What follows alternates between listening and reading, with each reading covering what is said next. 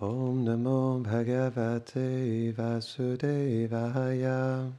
Om Namo Bhagavate Vasudevaya. Om Namo Bhagavate Vasudevaya. Om Namo Bhagavate Vasudevaya. Om Namo Bhagavate Vasudevaya. Om Namo Bhagavate Vasudevaya. Manushyanam sahasreshu kashchid yatati sidhaye yatatam api sidhanam kashchin mam veti tatvataha. Traduction. Parmi des milliers d'hommes, un seul peut-être s'efforcera d'accéder à la perfection. Et parmi ceux qui l'atteignent, il est rare que l'un d'eux parvienne à me connaître en vérité. Commentaire. À cause de leur fausse nature acquise au contact de la nature matérielle, les âmes conditionnées ne peuvent complètement prendre refuge dans le service de dévotion et réaliser leur relation éternelle avec Krishna. Elles ne peuvent saisir les vérités sur le nom, la forme, les attributs et les divertissements transcendantaux et éternels du Seigneur. Elles conçoivent généralement Dieu d'une manière impersonnelle et s'adressent à lui afin qu'il comble leurs désirs pour la jouissance matérielle, pour l'atteinte du paradis, pour l'acquisition des pouvoirs surnaturels ou l'obtention de la libération. Or, Krishna ne rentre jamais en conflit avec leurs désirs, mais il les accompagne et réciproque avec elles, jusqu'au jour où elles pourront éveiller en elles le désir d'être unies à lui, à travers une pure relation d'amour dans sa demeure éternelle. C'est pour ces âmes qu'il vient en ce monde et qu'il énonce la Bhagavad Gita. Pour les autres, il donne d'autres écritures qui traitent des aspects partiels de sa personne, comme son aspect impersonnel ou son aspect localisé dans le cœur. En servant ces autres aspects, les âmes conditionnées peuvent progresser et comprendre qu'elles sont différentes de la matière et que le Seigneur est omniprésent, omnipotent et omniscient. Mais dans ce niveau de conscience, elles ne peuvent pas encore saisir les doux sentiments d'amour transcendantaux qui les unissent à l'être suprême, au-delà du monde matériel. Seule la pure dévotion donne à Krishna de se révéler à son dévot.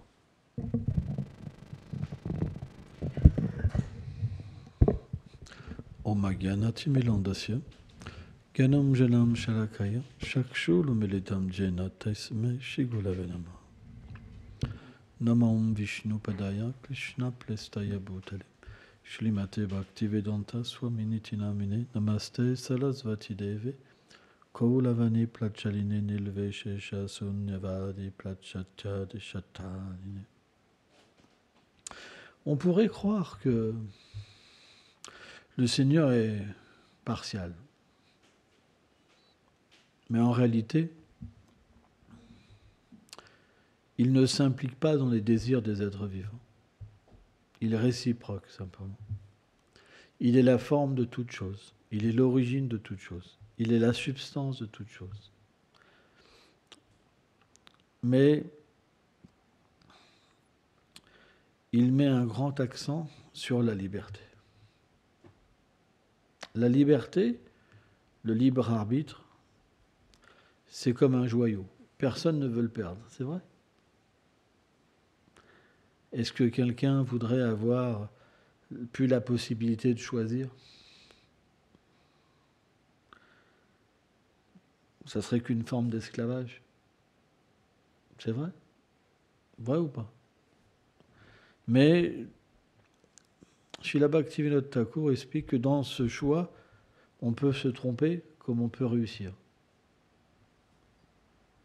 Mais qu'est-ce qui fait qu'on fait un bon choix ou un mauvais choix? C'est simplement la nature qu'on a acquise. Par exemple, si j'ai une mauvaise association, je vais développer des mauvaises qualités. Moi, c'est ce que j'ai expérimenté dans ma vie. C'est si j'ai une bonne association, je vais développer des bonnes qualités.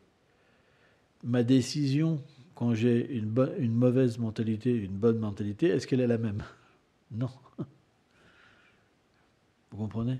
Par exemple, on va décider d'avoir du pouvoir, et avec ce pouvoir, on peut très bien, avec une bonne nature, faire du bien, comme détruire tout le monde.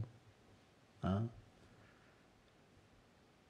Et bien, de la même manière, on peut avoir ce choix de vouloir comprendre qui est Dieu, et pas simplement comprendre, mais vouloir pouvoir comprendre qui nous sommes éternellement aussi. Comme simplement être dans une nature transitoire, matérielle, vertueuse, et simplement être emporté par cette nature à avoir une expérience de Dieu. Rien n'est mauvais en soi.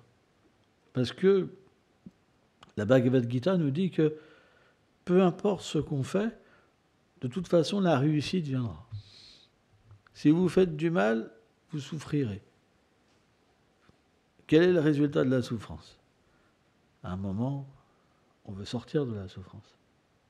Quand on veut sortir de la souffrance, on a naturellement ce réflexe de l'âme de s'adresser à Dieu. Moi, j'ai eu cet épisode dans ma vie où j'étais un petit garnement. Je devais avoir peut-être 15 ans peut-être. Alors je la raconte souvent parce que ça m'avait marqué. J'étais quelqu'un complètement athée qui croyait en rien. Hein. Et j'ai failli me faire tuer. Et c'était impossible que j'y échappe. Et j'ai prié. Moi qui n'avais jamais prié. Et j'ai dit, Seigneur, si je m'en sors, je te donne ma vie. Mais ce qui est vraiment étrange, c'est que dès qu'on... Le Seigneur, donc c'est quelque chose... je me rappelle, j'avais une trentaine de personnes, une dizaine à une trentaine, je ne sais pas combien il y avait beaucoup de monde, avec des couteaux, tout ça, vraiment, les gens, ils avaient vraiment envie de me tuer. Et je n'avais pas trouvé plus bête comme idée que de me cacher sous une voiture. Et j'avais mes jambes qui dépassaient au moins de ça. Donc ils étaient tous obligés de me voir. Ils étaient autour de la voiture, ils ne me voyaient pas. C'est quelque chose d'assez mystique quand même. Et quand je suis sorti, j'ai oublié ma prière. Mais Krishna, il ne nous oublie pas. Le Seigneur ne nous oublie jamais. Quand on prie sincèrement, il fera les arrangements pour qu'on puisse revenir à lui. Et ce qui est vraiment incroyable, c'est que l'expérience que j'ai eue dans ma vie, c'est que le Seigneur, il n'est pas venu d'une manière simplement à me faire souffrir, pour me faire changer, mais par l'amour. C'est l'expérience d'un amour que je ne comprenais pas, de quelque chose qui venait me chercher, qui m'a simplement fait capituler. Ça a été mon expérience personnelle. Et finalement, je n'ai pas eu le choix dans mon libre arbitre. Parce que tout ce que j'avais expérimenté, c'était inférieur. Et c'est pourquoi j'ai pu tout abandonner. Parce que j'ai pas eu... Il y avait rien que je pouvais comparer. L'attachement à un compagnon, à un animal, à une famille, même à un enfant, à la richesse, etc., etc. Il n'y avait rien qui pouvait, comment dire, être au même niveau, quoi. Et c'est pourquoi j'ai pas eu le choix que d'aller de l'avant, d'aller de l'avant, d'aller de l'avant, d'aller de l'avant. J'ai pas eu le choix. Après, c'est vrai que le Seigneur vient nous rechercher. Ce qu'on a accompli dans une vie passée, il vient dans cette vie nous rechercher. Et c'est vraiment étonnant parce que moi, la conception de la vérité, elle est... Parce que la vie spirituelle s'est éveillée très rapidement, mais je n'avais pas du tout cette conception d'une personne, cette conception personnelle d'un monde transcendantal. Moi, ce qui vraiment était le plus important pour moi, c'était l'expérience, par exemple, dans la nature, avec les éléments, les arbres, le vent, les oiseaux, la lune, le soleil. On peut tellement avoir d'expérience et de rentrer en contact, mais sur un plan qui est inconcevable, où vraiment on vibre avec tout l'univers. C'est très puissant. Ah ouais, les expériences qu'on peut avoir, c'est incommensurable. Hein. Et moi, j'étais très bien comme ça, quoi. Et pourtant, le Seigneur m'a ramené à quelque chose que je connaissais déjà. Et j'ai dû tout abandonner parce que j'avais pas le choix. C'est pas que j'ai eu le choix. C'est qu'à un moment, j'ai ressenti dans ma vie que j'avais même que tout ce que j'avais vécu dans cette vie, j'avais plus de connexion avec. Il n'y avait plus de karma. Il n'y avait plus de lien. Au point que je me suis vu tout oublier. Vous vous rendez compte ? C'est comme si j'étais sorti d'un rêve. C'est tellement fort. C'est comme si j'étais sorti d'un rêve et il fallait que je me force presque à me souvenir de qu'est-ce que j'avais fait dans cette vie. C'est tellement puissant quand le Seigneur vient nous chercher. C'est quelque chose. Donc c'est vrai qu'il y a un libre arbitre et à la fois, si dans notre vie passée on a pratiqué, il n'y en a pas vraiment. Parce qu'on est obligé de se repositionner par rapport à ce qu'on était. Parce que, en fait, notre vérité, elle se manifeste contre nous-mêmes. Moi, ça a été vraiment mon expérience. Hein.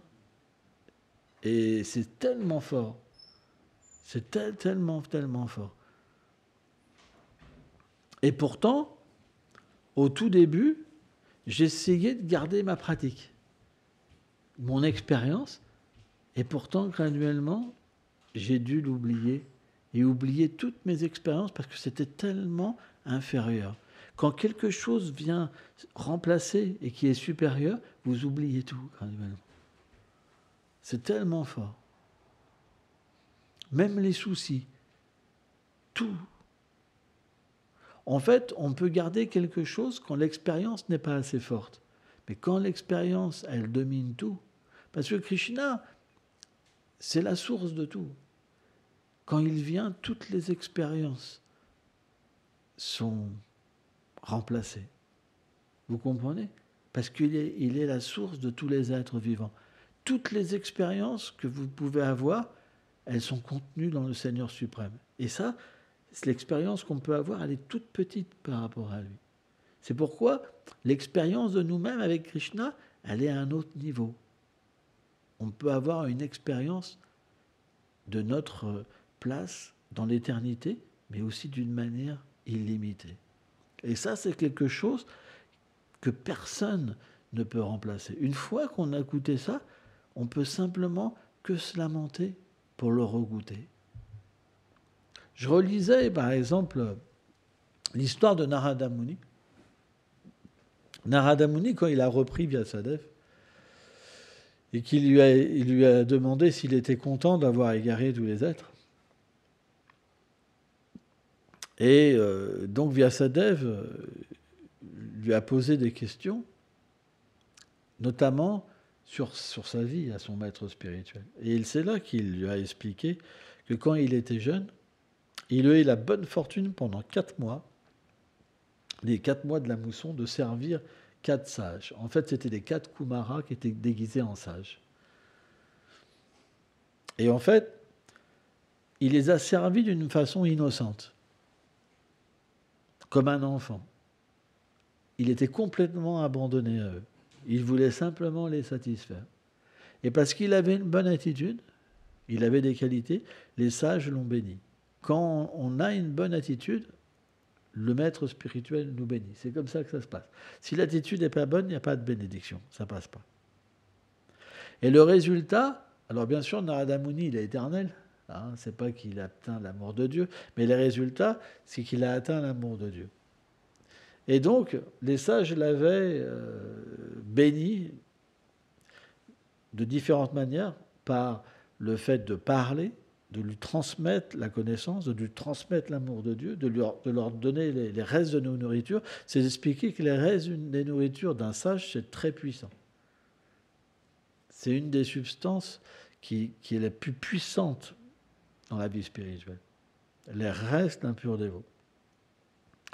Comme la poussière de ses pieds, comme laver l'eau qui a baigné ses pieds, hein, ses instructions.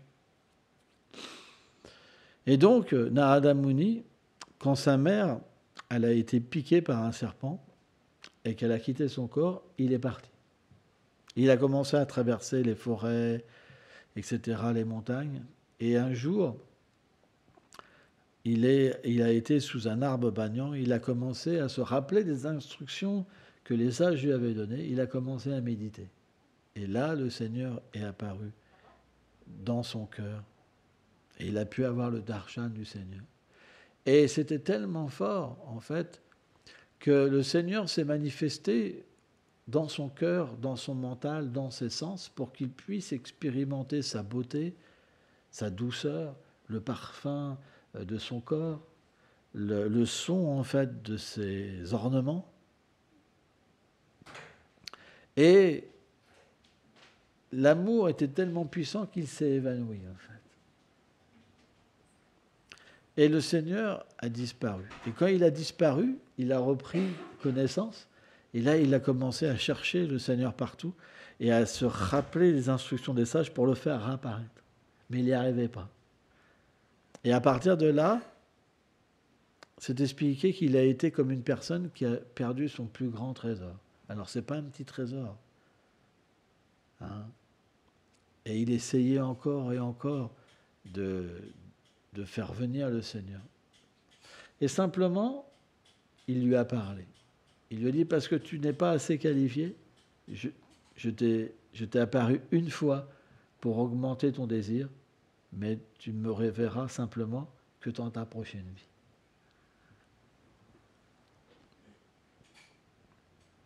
En fait, le Seigneur, il fait des arrangements pour nous attirer. C'est très important parce que si il ne nous attire pas selon notre qualification, alors on ne peut pas avoir envie de continuer. C'est pour ça que l'expérience est importante. On a tous une expérience du Seigneur, que ça soit à travers le son, que ça soit à travers des choses partielles. Tout le monde a des expériences.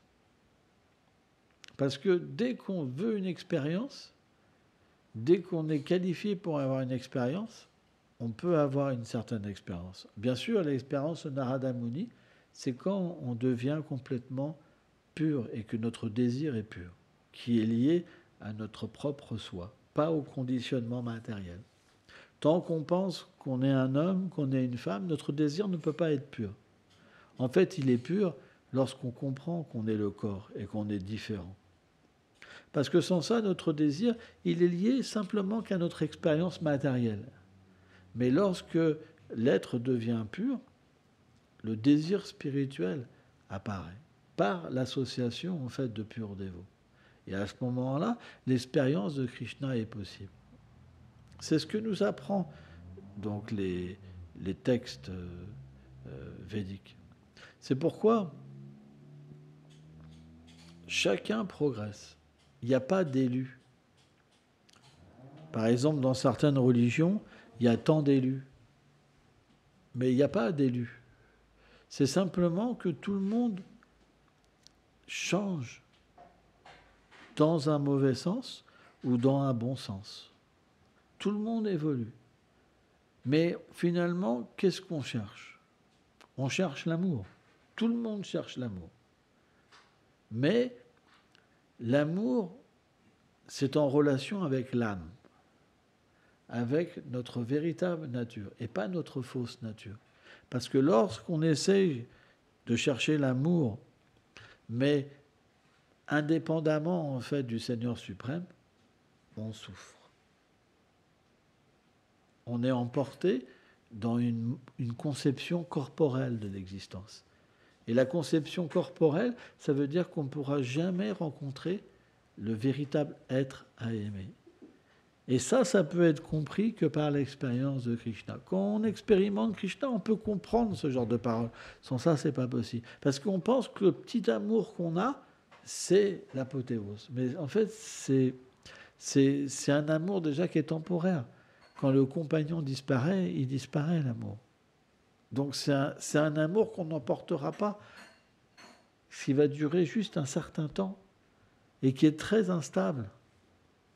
C'est pourquoi naturellement, le Seigneur suprême, il donne des renseignements sur cet amour.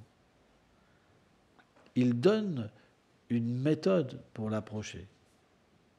Parce qu'il en a le pouvoir. Alors, on pourrait se dire, mais attends, une méthode, c'est étrange. Pourquoi une méthode? Le Bhakti Rasamrita Sindhu prend en fait cet exemple, qui est un exemple banal et qu'on cite souvent. On prend l'exemple d'un bébé.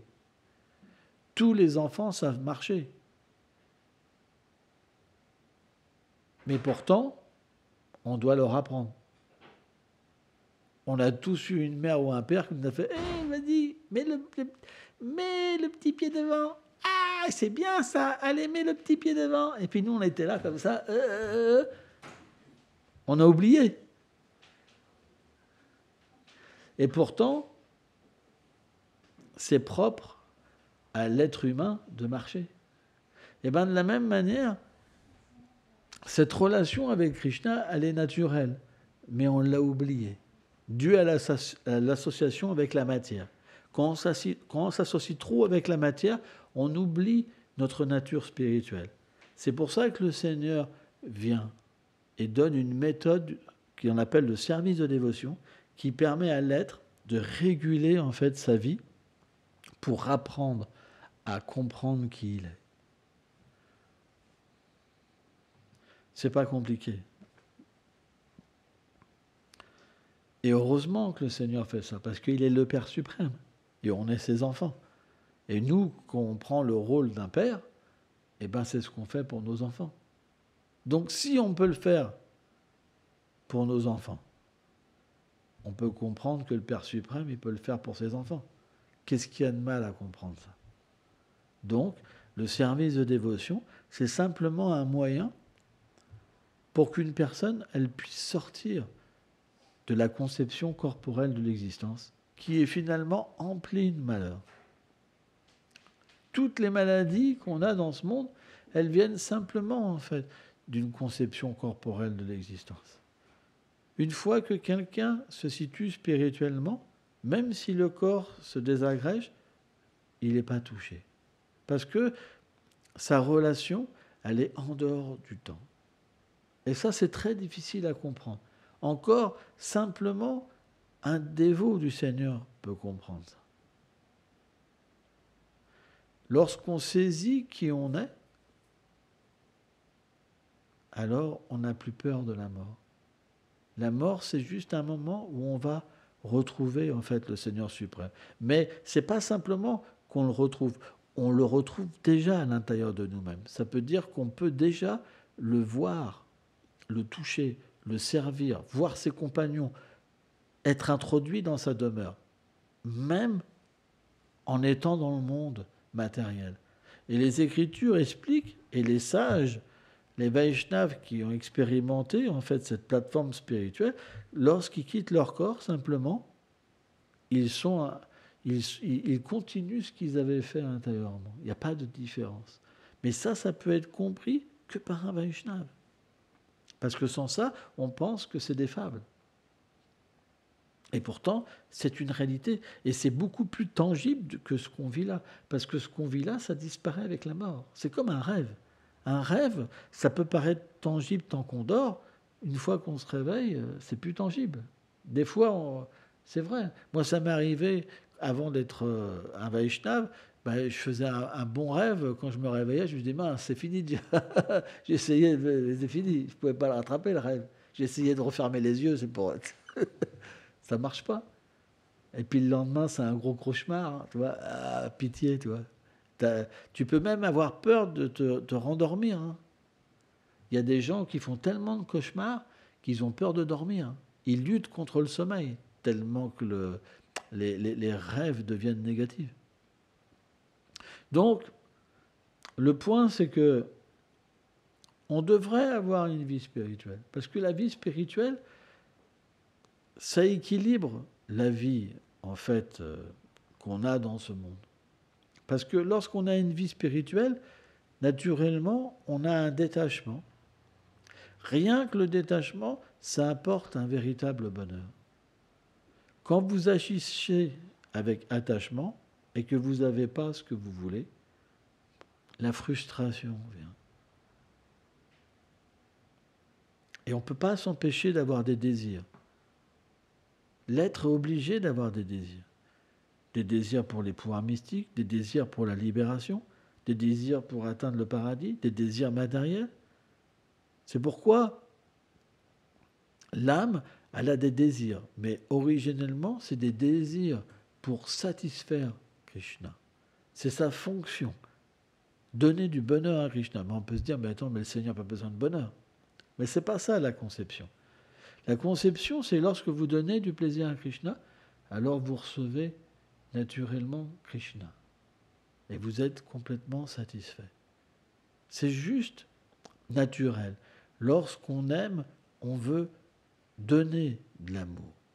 Or, cet amour, cet échange, il existe. Parce que le Seigneur vous aime. Et lorsque vous comprenez qu'il est une personne, lorsque vous comprenez qu'il vous aime, pas d'une manière tout petite mais illimitée, et d'une manière pure, vous comprenez qu'il peut se donner à vous. Et ça, c'est quelque chose qui n'est pas possible de comprendre aussi. Comment cet être illimité qui contient tout, il peut se donner à moi? Ça ne veut pas dire qu'ils se font. Ça ne veut pas dire que vous n'existez plus. Ça veut dire qu'il y a une véritable relation d'amour. C'est ce qu'on appelle le Vaishnavisme. C'est super élevé. Mais ça, vous ne pouvez pas avoir une relation avec le corps corporel. Parce que le Seigneur, vous ne pouvez pas avoir une relation. Et vous devez avoir un corps spirituel. Et ce corps spirituel, il se manifeste graduellement pour celui qui sert le Seigneur. En fait, c'est expliqué déjà, on a, à l'état conditionné, on a un corps subtil et on a un corps grossier qui nous recouvre. Le corps grossier, on s'en sépare au moment de la mort et on en reprend un. Mais le corps subtil, il reste tant qu'on est à l'état conditionné. Il nous suit vie après vie. C'est pourquoi c'est expliqué, il est comme une bande magnétique. Toutes les impressions résident en lui. Mais ces impressions, c'est des impressions matérielles. Et donc, elles conditionnent l'être vivant. Il reprend un corps, mais il prend avec lui ses désirs et ses impressions. C'est pas qu'un bébé, il est tout neuf. Il paraît tout neuf, c'est tout beau, etc. Puis à arriver à un certain âge, eh ben, il a déjà tout plein de choses en lui. C'est pour ça que vous pouvez avoir, par exemple, 2 jumeaux, mais ils sont différents. Et des fois, même, ils ne peuvent même plus se voir. Ça arrive aussi. Hein. Ils se ressemblent, mais ils ne s'accordent pas. Parce que chaque être vivant, naturellement, il y a un karma peut-être à vivre ensemble, mais on n'a pas pu avoir tous la même vie exactement. On n'a pas tous les mêmes impressions. Donc, lorsqu'on pratique le service de dévotion, ces impressions des vies passées se détruisent graduellement. Et en fait, on en vient à avoir, à la place des impressions matérielles, des impressions spirituelles. Et c'est là qu'on dit que le mental peut être notre pire ennemi comme notre meilleur ami. Quand les impressions sont mauvaises, on dit que le mental est notre pire ennemi, parce qu'il nous conditionne mal. Mais lorsque les impressions matérielles sont détruites et que les impressions spirituelles sont prédominantes, alors il devient notre ami, parce qu'on peut directement entendre le Seigneur, en fait, à ce moment-là. On peut directement avoir un lien avec lui. Et c'est expliqué que le corps subtil, alors, il peut être complètement détruit. Le corps matériel peut être complètement détruit et on peut avoir un corps spirituel et retourner, en fait, à la demeure du Seigneur suprême. Dès que on devient qualifié, alors ces 2 éléments, le corps subtil et le corps grossier, disparaissent. Mais tant qu'on est conditionné, ils sont présents. C'est pourquoi le service de dévotion tend à purifier toutes ces impressions. Par exemple, la peur, c'est une impression. Quand on a peur, ça veut dire quoi? C'est qu'on est coupé de notre réalité. On est coupé du Seigneur suprême. On ne pourrait pas avoir peur. Personne ne peut nous faire du mal si le Seigneur nous protège. Personne n'en a le pouvoir. Mais parce qu'on est coupé, on a peur. Par exemple, le peur de ne pas avoir assez d'argent, c'est juste parce qu'on est coupé. Celui qui est connecté, il sait que l'argent viendra. Donc, il y a plein de choses comme ça qui font que on est sujet à l'angoisse, à plein de choses. Mais une fois qu'on est abandonné, simplement, on assiste au miracle. C'est quoi le miracle? C'est que de toute façon, ça sera positif. Parce qu'on a besoin de passer par certaines choses pour atteindre le succès. C'est pourquoi un dévot, les réactions de ses actes, c'est jamais matériel. C'est toujours le Seigneur qui orchestre sa vie. Merci beaucoup.